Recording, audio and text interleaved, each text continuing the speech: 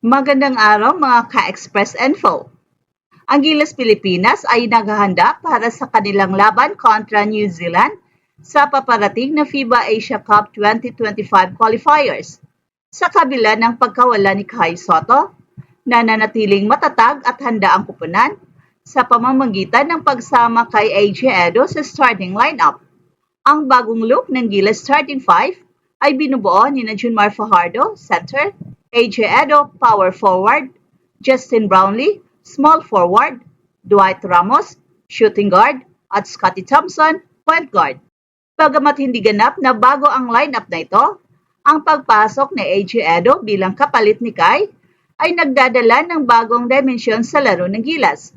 Sa wakas ay ganap ng malusog itong si AJ Edo mula sa mga dating injury na pumigil sa kanyang paglalaro sa nakaraang mga torneo. At ang kanyang pagsali sa starting five ay nagbibigay ng mas mabilis at mas pisikal na dimensyon ng laro ng Gilas. Kilala si AJ Edo bilang isang malakas na defensive player na may kakayahang mag-block ng tira at kontrolin ang paint area. Sa nakaraang FIBA World Cup, ipinakita ni AJ Edo ang kanyang husay bilang rebounder at shot blocker na tiyak na makakatulong laban sa malalakas na kupunan tulad ng New Zealand. Ang pag-integrate kay AJ Edo sa sistema ng Gilas ay hindi magiging mahirap. Matagal na niyang nakasama si Coach Tim Cone bilang haligin ng coaching staff ng FIBA World Cup, pati na rin sa iba't ibang qualifying tournaments. Sanay na rin itong si AJ Edo sa triangle offense ni Coach Tim Cone. Kaya't ang natitira na lang ay ang kanyang pagsasanay sa mas matinding laban. Sa kabila ng pagkawala ni Kai, maasahan itong si AJ na punan ang mga butas sa depensa at rebounding ng kupunan. Maliban kay AJ Edo, ang natitirang apat na starters ay pawang mga veterano na sa sistema ni Coach Tim Cone. Si Junmar Fajardo, ang tinaguriang The Kraken, ay nananatiling sentro ng opensa at depensa ng kupunan. Ang kanyang laki, husay sa low post at karanasan, ay siyang magiging sandigan ng Gilas sa ilalim ng ring. At si Justin Brownlee, ang ating naturalized player, ay kilala sa kanyang all-around na laro, ang kanyang scoring ability, leadership at karanasan sa international competitions ay nagbibigay ng kumpiyansa sa buong kupunan. Hindi rin matatawaran ang kontribusyon ni Dwight Ramos na may kakayahang maglaro sa iba't ibang posisyon.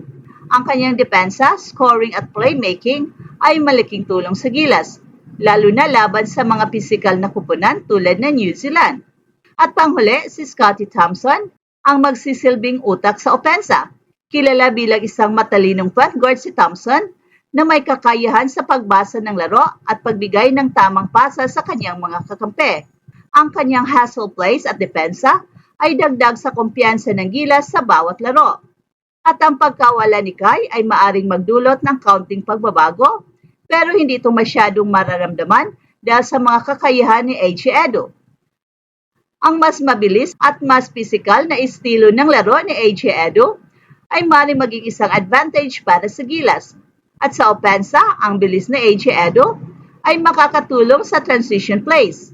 Habang sa depensa naman, ang kanyang agility at physicality ay magbibigay ng dagdag na presensya sa paint. Bagamat si Kai ay mas matagad at may kakaibang husay sa opensa, ang mas agresibong laro ni AJ Edo ay maaaring maging mas angkop laban sa malalakas at pisikal na kupunan tulad ng New Zealand.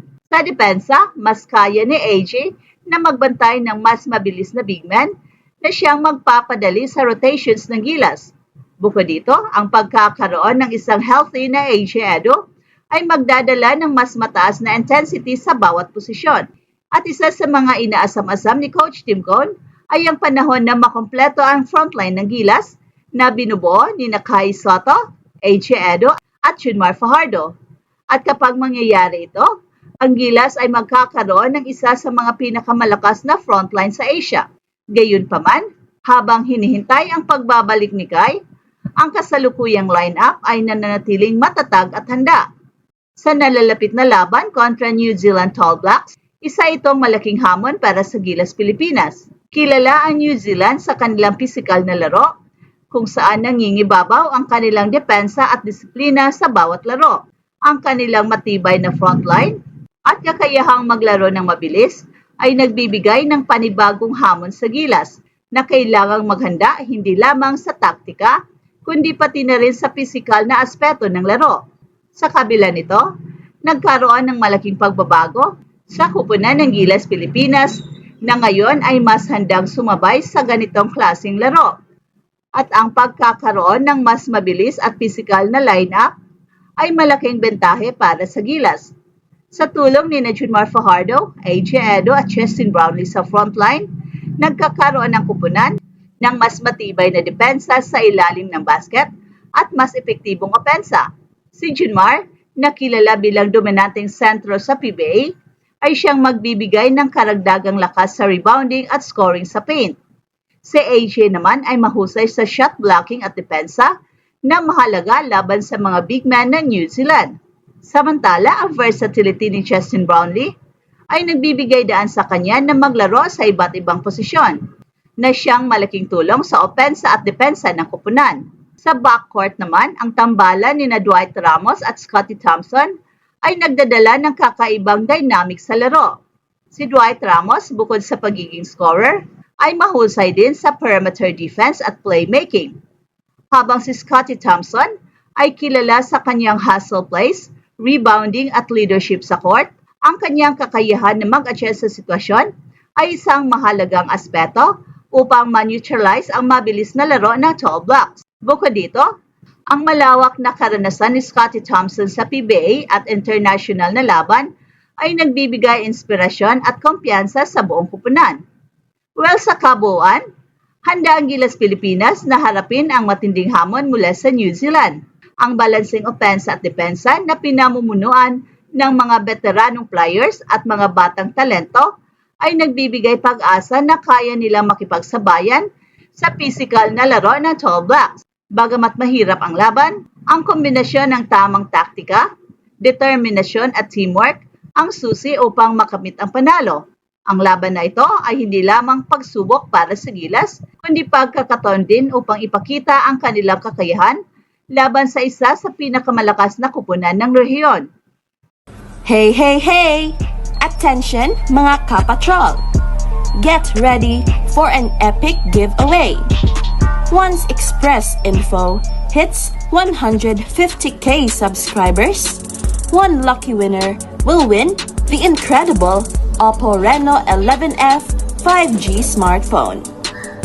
Here's how to join. Step 1. Subscribe to Express Info right now. Step 2. Like this video. Then step 3. Comment anything good and positive about our idol Kai Soto.